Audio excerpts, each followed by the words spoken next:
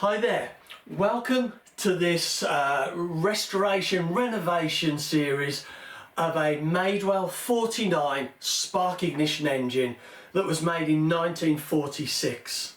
So we're talking of nearly an 80-year-old engine. Now when I got this engine, it was in a bit of a condition, a bit of a state. It had been messed about with, it had broken bits that had been filed out, but it would be so nice to bring this back to running condition and looking the part, looking really nice.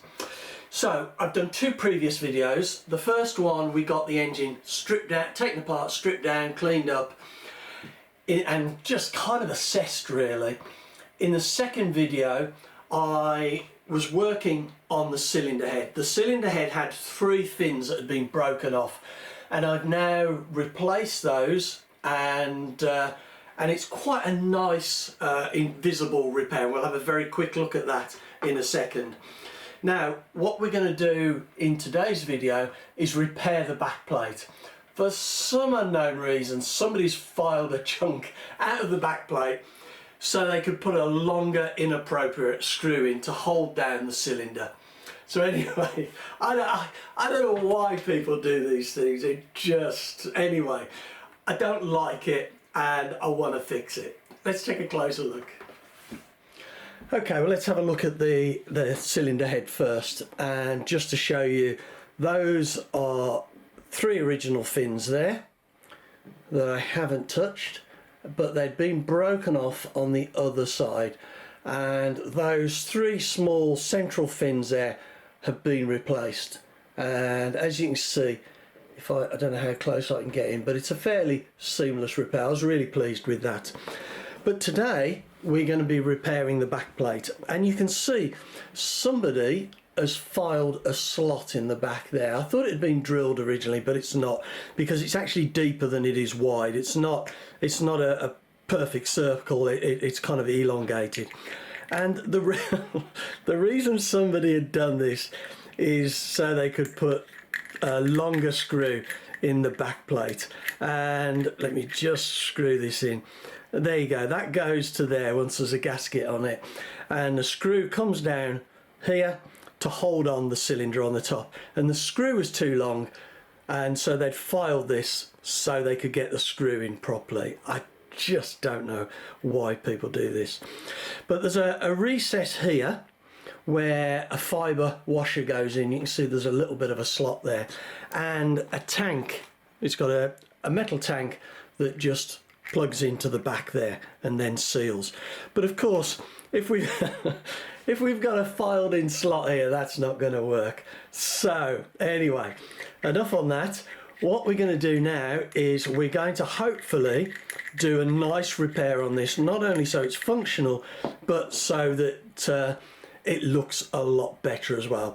I must admit, I feel very nervous about doing this, because if it all goes horribly wrong, I don't know what I'll do.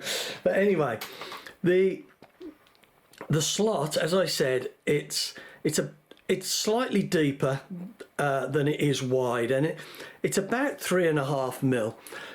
And what I want to do is I want to turn up a piece of aluminium on the lathe that fits that. I can then machine it so it's the right size, and then I can key it in and maybe peg it in place and glue that in with some Loctite and file it and sand it to a nice finish.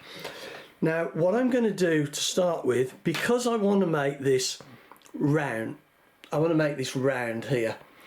Now I don't mean I'm going to take it any further back here, but at the moment that isn't round, and I'm going to machine that out to 5 mil. I'm going to do that on the mill using an end mill, and once we've got that nice and round there, I can then turn a piece up on the lathe that fits in there perfectly. At the moment, if we put in something that fits at the back, it's got gaps at the front.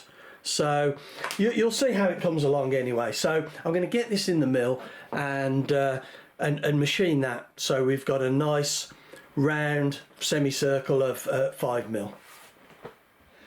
Right, I'm just lining this in the mill now, and I'm using a 3.5 mil drill, which I know is more or less exactly the width of this slot, but as I said, it's deeper, so it's not a sort of a semicircle, a proper circle.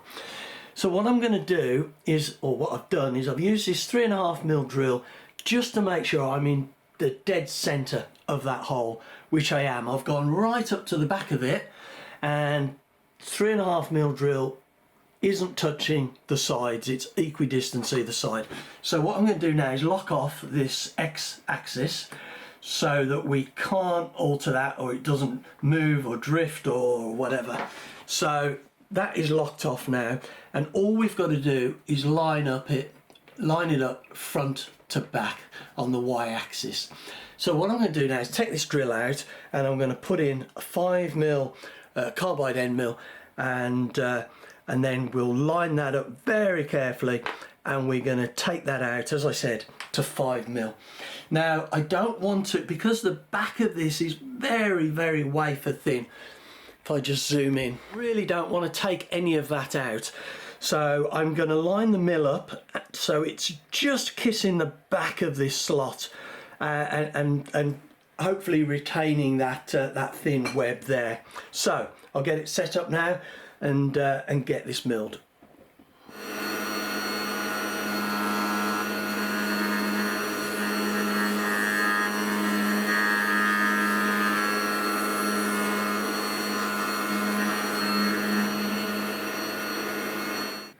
Right, I've now got that milled out, so that's a semicircle of 5mm, and if we put in the shank of this 5mm drill, I don't know whether we can line that up, but we can see that is a really nice tight fit.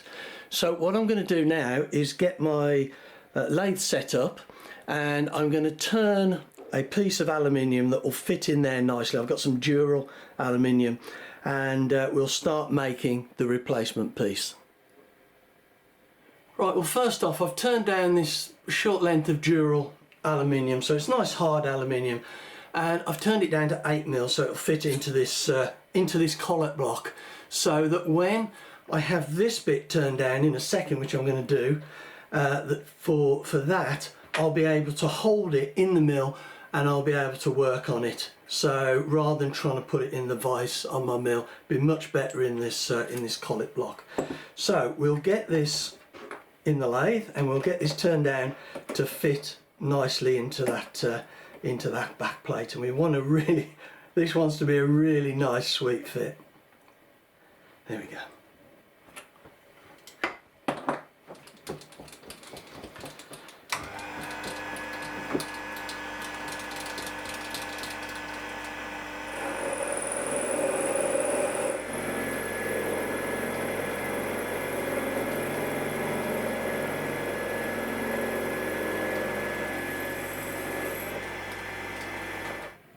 Right, well, I think this is down to the perfect size now. It might look different once I get it out of the chuck, because it is a little bit difficult to compare, but that fits into there really, really nicely. And what I've done, because it's quite hard to see, is I've used a torch to put some light behind it and see if I can see light shining through, and whether it's a perfect fit. Because I want it a perfect fit, because I want, when I Loctite this in, I know I'm going to key it in as well and maybe peg it, but I'm going to glue the surfaces, and I want 100% surface contact.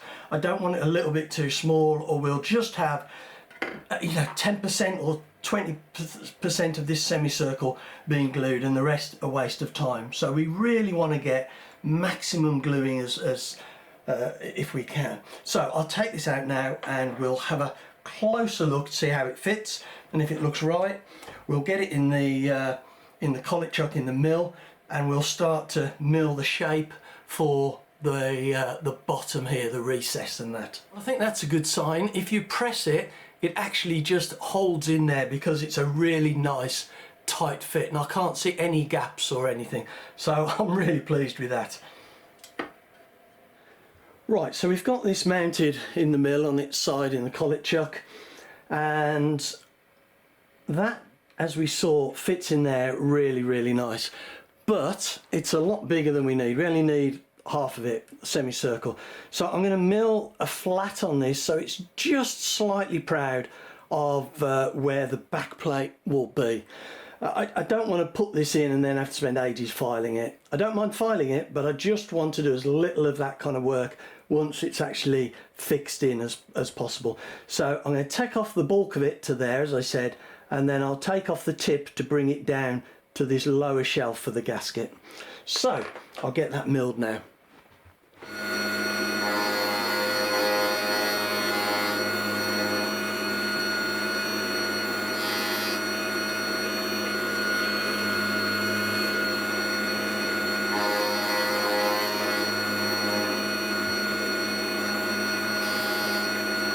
Right, I've machined that flat down now, so that just fits in there, and you can see it's, if I get my fingers out of the way, I'm holding that right, it's just very, very slightly proud now of the rim, which is just what we want.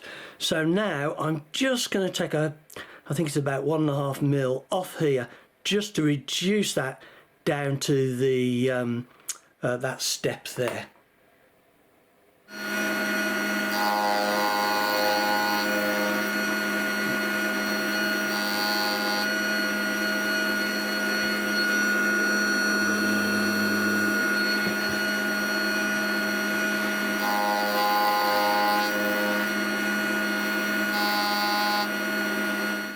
Right, I've now got that end piece milled down, and if we just carefully slot this in, you can see there, that just fits like that. Hopefully that can be seen on the camera. It's quite small. Obviously there's a bit of cleaning up once it goes in, just gently. It's a little bit too long, but that's fine because there's very little in it. What I need to do now is I need to put this groove around the edge here. So I'm going to turn this up on its end, and I'm just going to put a slot right in the very end of that with a 0.8 mil end mill.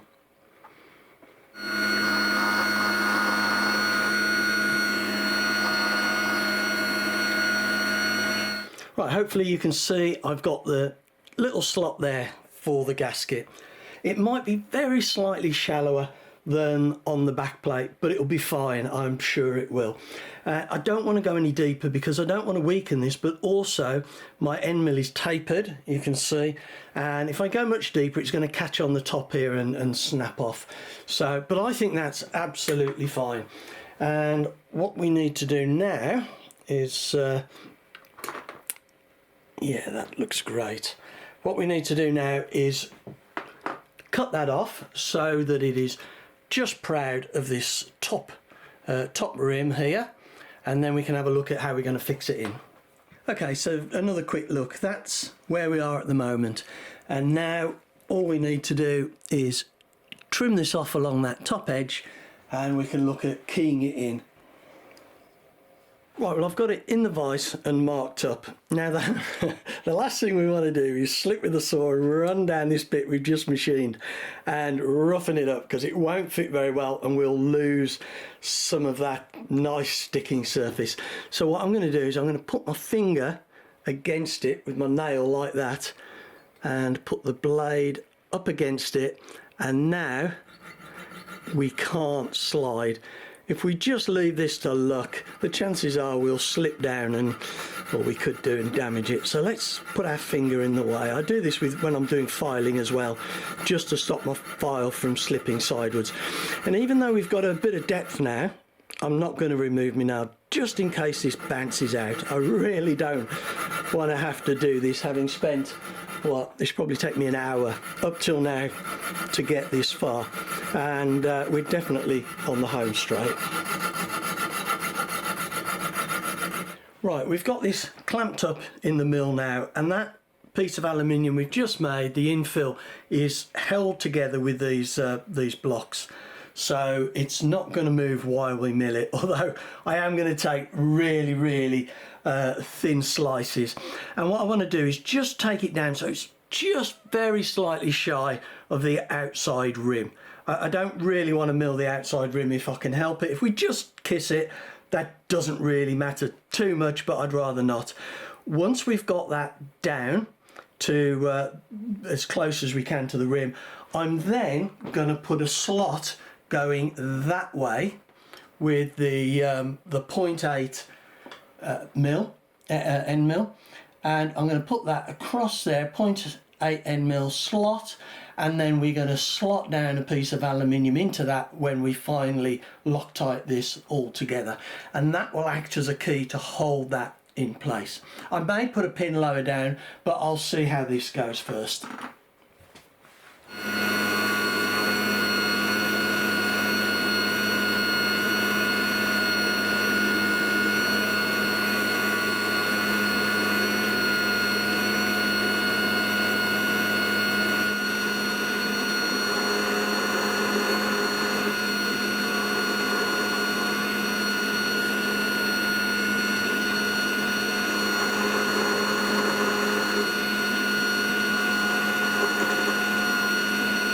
Well, I've put the slot in there now, and if I can just find a pointer, here we go.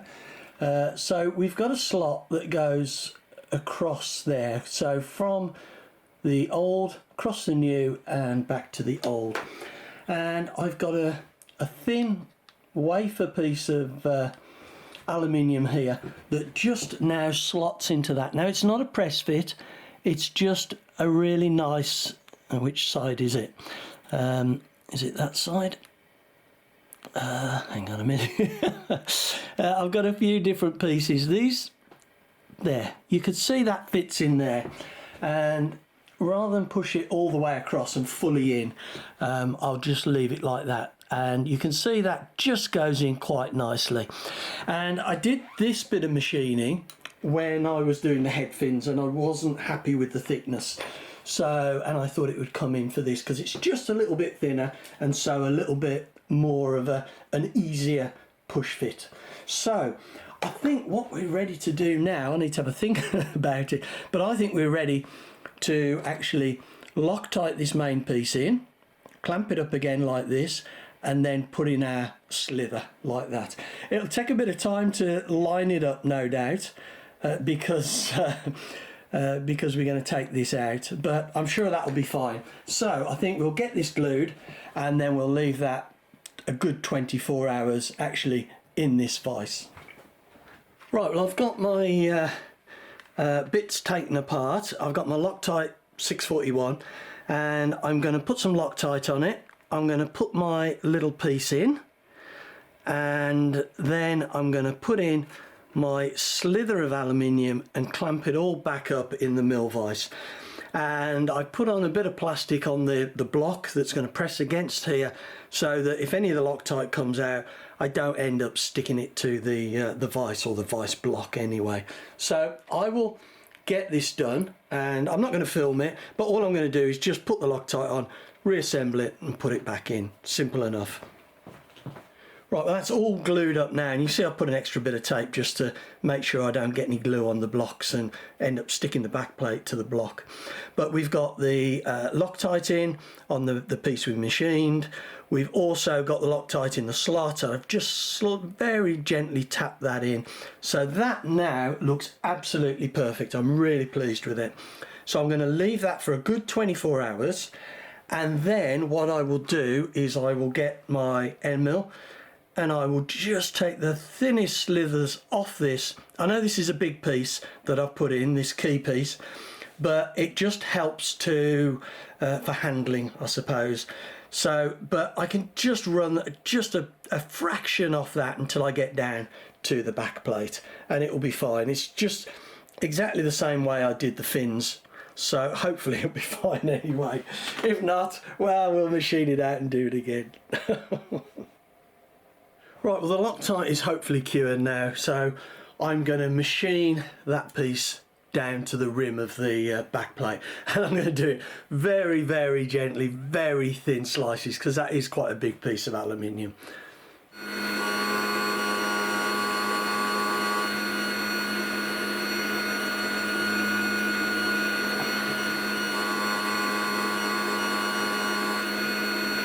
Right, I've now machined that fairly close to the rim, and I'm just going to finish this off, clean all this up with a fine jewellery file, needle file, and some wet and dry, and some emery paper, and just see if we can get that looking really nice now. But I'm pleased with how that's gone so far.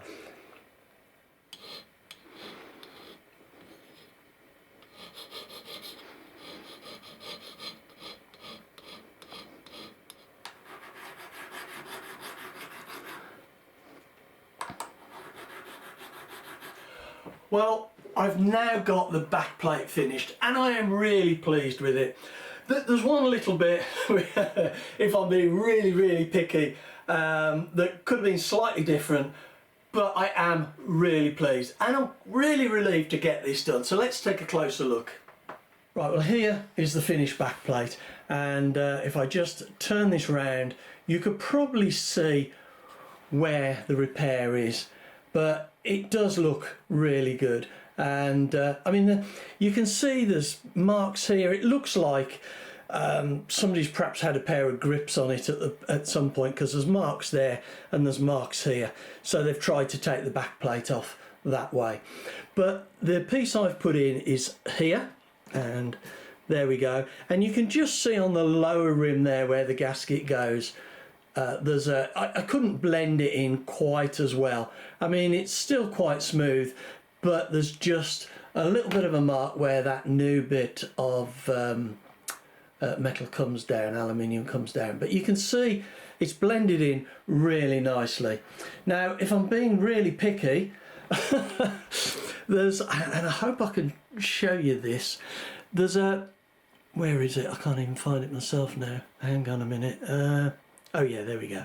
There's a very slight crescent there at the back of where I milled out that 5mm semicircle. Can we see that? I hope we can. And the reason you can see that semicircle is when I milled across the top, I took off just a little bit too much.